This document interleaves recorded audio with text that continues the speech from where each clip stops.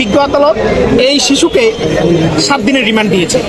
এটা শিশু আইনের পরিপন্থী এবং মৌলিক অধিকার ও মানবাধিকারের পরিপন্থী। যাত্রাবাড়ি থানার মামলা 72, এটা হচ্ছে এখানে ওর অ্যাকিউজড হচ্ছে 16 নম্বরে, যার নাম হচ্ছে হাসনাতুল ইসলাম ফায়াজ।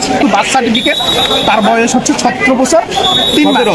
কিন্তু আমরা যেটা একাডেমিক সার্টিফিকেট অনুযায়ী যেহেতু তার বয়স কম, আমরা বিজ্ঞ আদালতে একটা অ্যাপ্লিকেশন দিয়েছি যে তাকে শিশু আদালতে প্রেরণ করার জন্য।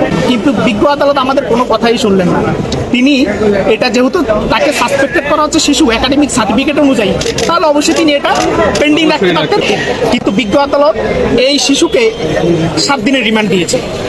যেটা পেয়েছি যে উনি আমাদের যদি পিটিশনটা নথিভুক্ত রাখতে পারতো বা বয়স যাচাই বাছাইয়ের জন্য রাখতে পারতো, তাহলে উনি একটা টাইমে, এটা সার্টেন টাইমে এই সাসপেক্টটা ক্লিয়ার হয়ে যেত। আর এই ছেলেটা হচ্ছে গোল্ডেন জিপিএ পাওয়া একটা ছেলে, মাত্র ঢাকা কলেজে ভর্তি হয়েছে। কিন্তু এই যে 7 দিন তাকে রিমান্ড দেওয়া হয়েছে, তার এটা শারীরিক এবং মানসিকভাবে তাকে যে হেনস্থা করা হবে, তার এটা শিশু আইনের পরিপন্থী এবং মৌলিক অধিকার ও মানবাধিকারের পরিপন্থী।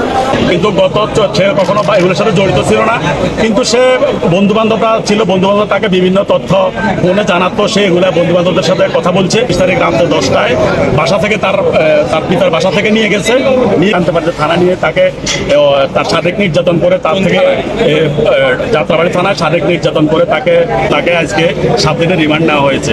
আমরা আদালতের কাছে বিচার প্রত্যাশা করেছিলাম যে শিশু আদালত এটাকে প্রেরণ করে শিশু হিসাবে তাকে নথিভুক্ত করে 26 তারিখ ধরে আজকে 28 তারিখ 4 দিন পরে আমরা পরিবার জানি না, আমরা বিভিন্ন থানায় যখন খবর নিচ্ছি, এই থানা বলে ওখানে নাই, এই থানা বলে ওখানে নাই।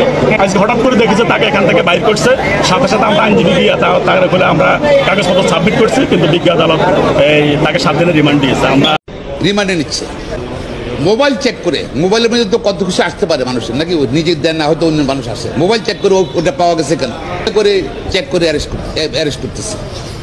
এটা কেমন কথা হলো? মানুষের ব্যক্তি স্বাধীনতা নাই, মানুষের বাক স্বাধীনতা নাই, প্রাইভেসি নাই। মানে দিচ্ছে 17 বছরের একটা ছেলে, তার ট্রায়ালও তো হবে না। চাইল্ড অ্যাক্টের অনুযায়ী তার এখানে ট্রায়াল হওয়ার কথা না।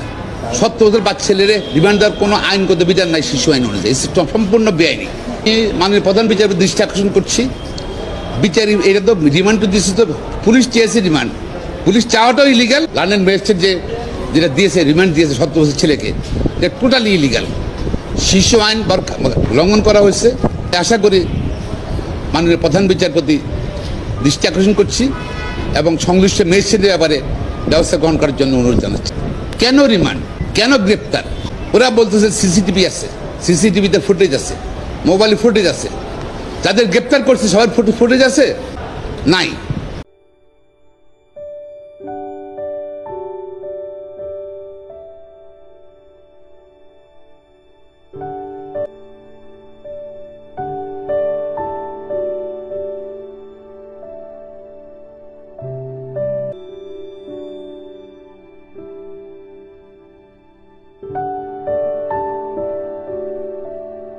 কোটা সংস্কার আন্দোলন ও তার প্রেক্ষিতে উদ্ভূত পরিস্থিতিতে অনেকে অপ্রত্যাশিতভাবে আহত এবং নিহত হয়েছে।